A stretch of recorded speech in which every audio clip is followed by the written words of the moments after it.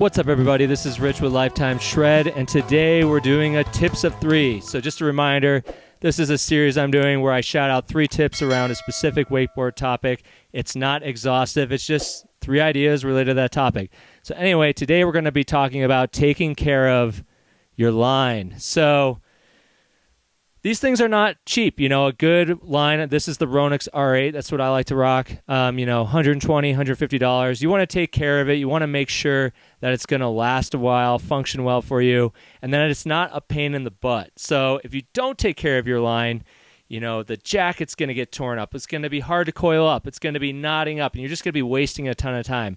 So anyway, with all that said, let's get into how do you take care of this thing. So tip number 1. It's all about the coil. So when you buy your rope at the store, you're going to notice it comes in a coil maybe about, yay big. This actually looks a little big to me right now, but about a foot wide. And that rope is made and then it sits in that form for a long time. Maybe 6 months, maybe even a couple years if it's an older line that's on clearance or something. And it knows that pattern. So when you wind up your rope, and I'm also going to be showing videos of my friend Mike doing some of this stuff as well out on the boat from the other week, make sure you follow a similar diameter when coiling up, because you don't want to try to go super big on the loops. I mean, you can get there eventually if that's something you really want. I'm personally not a fan of big loops. I'm a fan of factory loops. Not tiny, not big, but factory. What was that rope sitting like in the warehouse, in the box, in the store for super long? So you start with the end of the rope. You're holding this on the boat. You're figuring out your loop. So for me, these sections are, actually these last 2 sections are 2.5 feet. And then it goes to a bunch of 5-footers after that.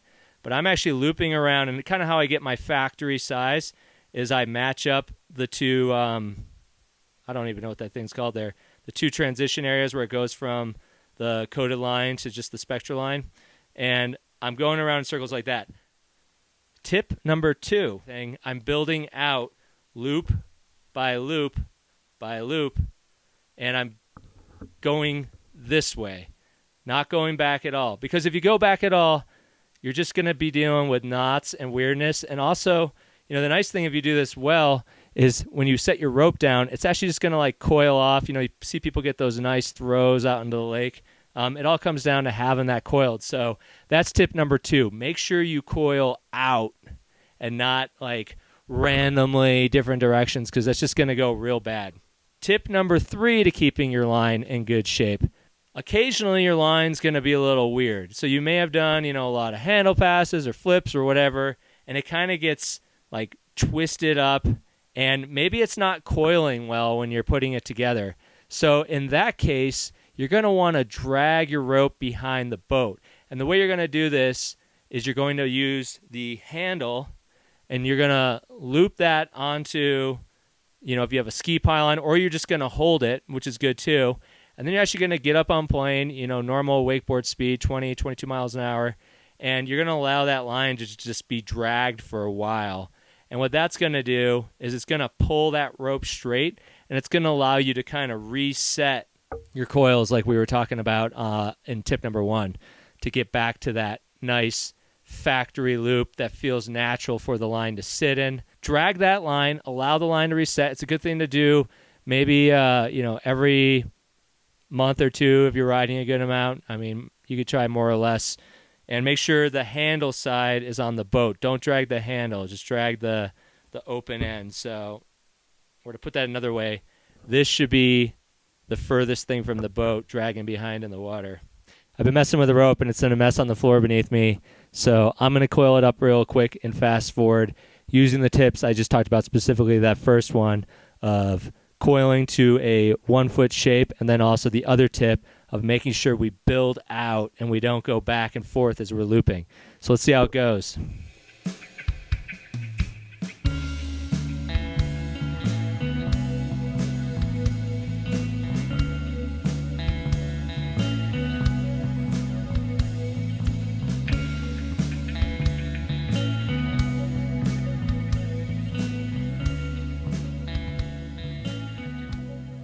Just wound this rope back up, and as you can see, it's super even. Even all these little exposed areas between the segments are all in the same spot. It's about a foot wide. So yeah, the previous wound, I don't think I did that. It was probably one of my friends. Yeah, they weren't up to code. It wasn't bad. I'm just messing around. But yeah, I think that's, as you can see, just super clean, and it's going to keep the rope in good condition for way longer. Boom. Having a nice one of these helps as well. Sub tip, took this off a cheap paddleboard from like the leash it comes with. Works really good. Anyway, those are just 3 tips. There's a bunch of other stuff I could say about keeping your line in good shape too, but I might save that for another tips of 3. But if there's anything you want to call out below, make sure to just mention it in the comments. I hope you're keeping your line nice and dialed, because nothing better than a good coil. All right, bye.